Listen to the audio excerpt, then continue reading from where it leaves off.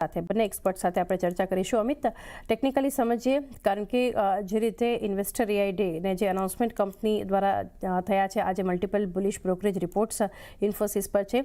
Short covering એક હતું અને ઇન્ફોસિસ જે છે એકને કારણે એક ખાસ કરીને લીડ કર્યું, જે રેલી આઈટીમાં આપણને આટલા સેશન્સ પછી દેખાય, આટલા દિવસના વેચવાલી પછી જે જોવા મળી. કઈ રીતે આ લેવલ્સ પર ઇન્ફોસિસ માટેની સ્ટ્રેટેજી રાખવી જોઈએ, અમિત? અમારા ક્લાયન્ટને બે દિવસ પહેલા જ રિકમેન્ડ કરેલો હતો લોઅર લેવલ્સ પર. કરન્ટલી જે હિસાબથી આપણે જોઈએ તો કાઉન્ટરમાં અપસાઇડમાં આપણે જોશું તો ગઈકાલના સેશનમાં બાઇંગ તો આપણને ઓવરઓલ પેકમાં બધા પણ જોવા મળ્યું હતું, બટ સિલેક્ટિવ કાઉન્ટર્સમાં આપણે જોઈશું તો પાછું લિક્વિડેશન આપણને સેકન્ડ હાફમાં થતા પણ જોવા મળ્યું. સેમ ઇન્ફોસિસમાં બી એવી થતા પણ જોવા મળ્યું છે. અપસાઇડમાં મેજર રેઝિસ્ટન્સ આ કાઉન્ટર ફેસ કરી રહ્યો છે 1430 લેવલનો બ્રેકઆઉટ બહુ જરૂરી છે, જ્યાં આપણે જોશું તો ગેપનો રેઝિસ્ટન્સ બી બનતા પણ જોવા મળે છે.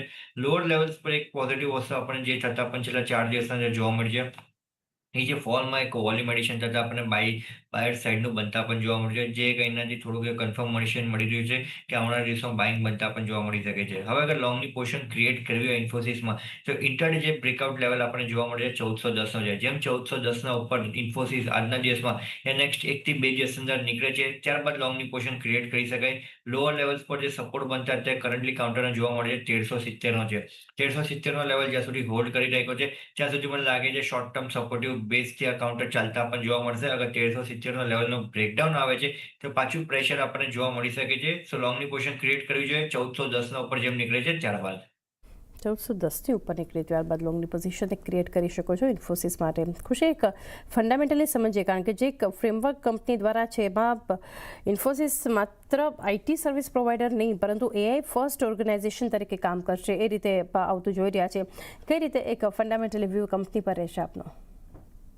તો અગર આપણે ઇન્ફોસિસ કરન્ટલી જોશું તો હવે ઓવરઓલ આખા આઈટી સેક્ટરમાં આપણને એક બ્રોડ લેવલ પર આપણને સ્ટ્રક્ચરલ શિફ્ટ જોવા મળી રહ્યું છે, કેમ કે એઆઈની જે ડિસ્ટ્રપ્શનના જે ફિયર્સ અને કન્સર્ન્સ જે હતા, એના પછી હવે જેમ આપણે પહેલા પણ આપણે હમણાં ડિસ્કસ કર્યું કે હવે મેજર ફોકસ જે કંપનીઝનું રહેશે એ એઆઈને લઈને એમના જે સર્વિસ છે એને એનહાન્સ કરવા પર હશે.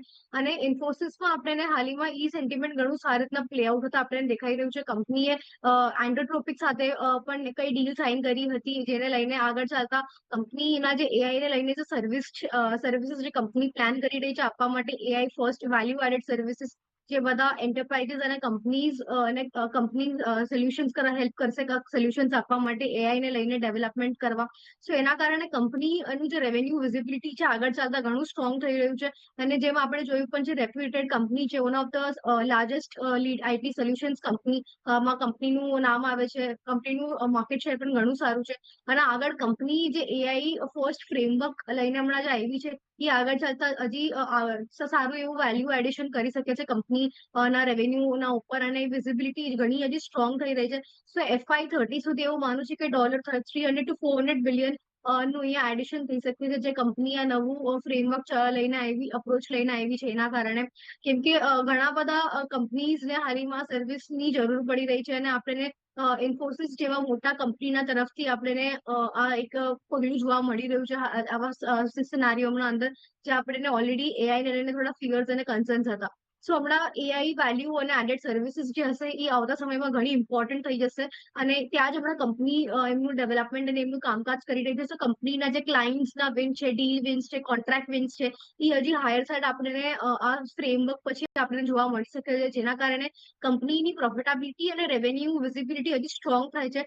અને FY28 અને FY30 સુધી કંપનીનું જે ઓવરઓલ ગ્રોથ ટ્રેજેક્ટરી હશે એ હજી સ્ટ્રોંગ કરી રહ્યું છે. અને લોંગ ટર્મ માટે આપણે ખાસ ફોકસ રાખી શકીએ, જેવી રીતે કંપનીનું હમણાં ડેવલપમેન્ટ અપ્રોચ આવી રહ્યું છે એને લઈને.